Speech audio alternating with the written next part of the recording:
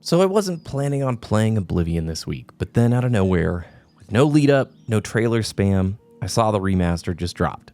Same day as the announcement, on Game Pass, no early access window, no pre-order bonuses tied to the flavor of Doritos that you bought. It's just here, and honestly, that alone got me excited. We don't see this enough. Most games spend months trying to convince you that they're worth it, and this one didn't. It just showed up, and I think that's kind of perfect for a game like Oblivion because, well, if you know, you know. And if you don't, this might actually be the best time to find out. Why people still talk about it nearly 20 years later. Let's talk about how it plays, the performance, what makes this kind of release so refreshing, and why it reminded me of just how much I love this game. Right off the bat, I think the fact that it's on Game Pass makes this one of the easiest recommendations ever. Pretty low risk and high reward. Low friction access is something I really appreciate, especially with a remaster like this, because Oblivion, well, it won't be for everyone. It's a little awkward. It's got the Bethesda jank, and it's still there, thankfully. But there's something special here, and the fact that you can just give it a shot without too much commitment makes a lot of difference. I've been playing this on a 4070 Ti and a Ryzen 7 7800X 3D, so a decent setup, and it's run really well so far for the most part. Everything is set to high. I've got lumen tracing enabled. It doesn't have RTX tracing, just the lumen tracing, and that's on high. And I'm seeing 120 FPS indoors and somewhere around 90 to 100 in the overworld. It's not flawless. There are stutters. It's still got that uneven feel in spots that's kind of baked into the Bethesda creation engine DNA. But compared to what we usually get from them on day one PC releases, this, by those standards, is fairly smooth. It feels playable, and it didn't get in the way of my experience. Now, the back end of the game, I believe, is still the creation engine for the base game mechanics, and then the graphics pipeline is running through Unreal Engine. Whatever they've done, it does work, and it looks a lot better than what I was anticipating. Spoiler, it's 120 gigabytes, so let the memes flow of lack of compression. It's a huge set of files, but the overworld really looks nice. And one of the moments that really hit me was replaying this old Dark Brotherhood quest. Maybe it was, I can't remember. It's been almost 20 years. I remember you go to an inn across the world, and I think you have to hide in this upstairs room, waiting for an assassin to show up, and you interfere, something like that. And it doesn't happen in a cutscene. It's not scripted in a cinematic way. You're just there in the game world, waiting, listening to the footsteps, watching it all play out in real time, and the system just simulates it. And I remember playing that mission nearly 20 years ago on my 360 and not being able to believe that a game could do that. It really did feel like the world had a life of its own. Like it didn't revolve around me. It just kept going regardless of what I was doing. And playing that again and getting to experience Oblivion with better visuals and performance, I think those moments will still work, especially if you're a new player to this style of game. Skyrim gets a lot of love, and rightfully so. I think, for me, it's my favorite.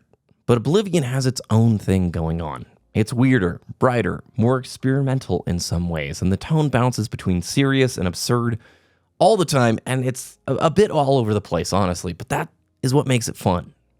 But the story is pretty incredible, and the guild storylines are some of the best that Bethesda has ever done. And even the side stuff, helping a town solve a weird local drama, or getting cursed by some forgotten relic, you just never know what you're walking into. And the voice cast is insane. Patrick Stewart, Sean Bean, Terrence Stamp, you hear those voices and instantly remember where you were when you first played this game. And the soundtrack is insane. You hear that title screen theme, the soft ambient music when you're outside in the countryside. And it is nostalgic. It makes the quiet moments feel meaningful. Like you're not going from quest to quest. You're in the world, you're moving through it, and it creates space for you to just exist in the game without needing constant feedback or rewards.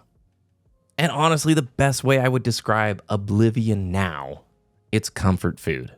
It's a game you can just sink into. No pressure, no daily reward, no time-gated drops. It's just for you, your character, and this big open world full of weird quests, goofy characters, and things to really discover. If you know the channel, last year I fell deep into Fallout 4 and New Vegas. I spent months just enjoying that comfort, easy style, pick up, play, do whatever you want kind of vibe. And Oblivion is that. I'll just do one more thing. And before you know it, an hour and a half has gone by. It's immersive without being overwhelming. You don't need to optimize a crazy build or follow a guide. You can just play. And I think that is really special.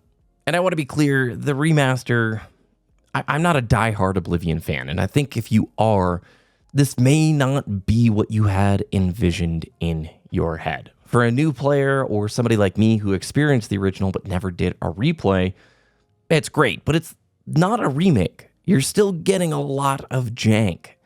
If you're brand new to this, it will feel dated in some ways. Awkward animations, the funny faces, lighting bugs, silly things, and that is part of the experience. I think for what it is, pretty solid, and for a new player or a returning player like me, this is great.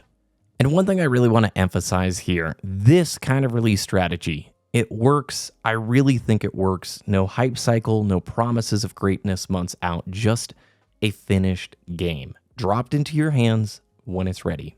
It respects your time, and honestly, I think it builds trust. There's something refreshing about a game just showing up without the noise. We've experienced a lot of that noise the last few years, and now you don't have to go into a game with a year or 4 or 5 years worth of expectations. There's no overthinking it. You're not burned out by the 5th or 15th trailer trying to parse every dev blog for the hidden features. It's just, here you go. Go see what you think. And as I said, for a game like Oblivion, which already has so much legacy and love behind it, that's all it needed. And I really hope more studios take note of this. You don't need months of build-up to make an impact.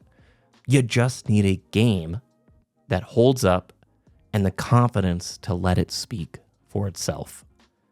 And while we are on the topic of good RPGs showing up suddenly, Expedition 33 releases today, and it looks incredible.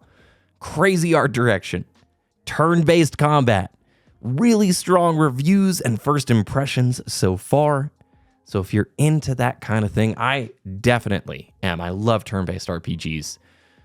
Give it a look. I know Oblivion is getting all of the attention right now, and fair enough, but I don't want Expedition 33 to get buried under all of this awesome gaming stuff that we're getting. There's room for both. The developers love old school RPGs. There's elements from Legend of Dragoon in there with these active time battle mechanics.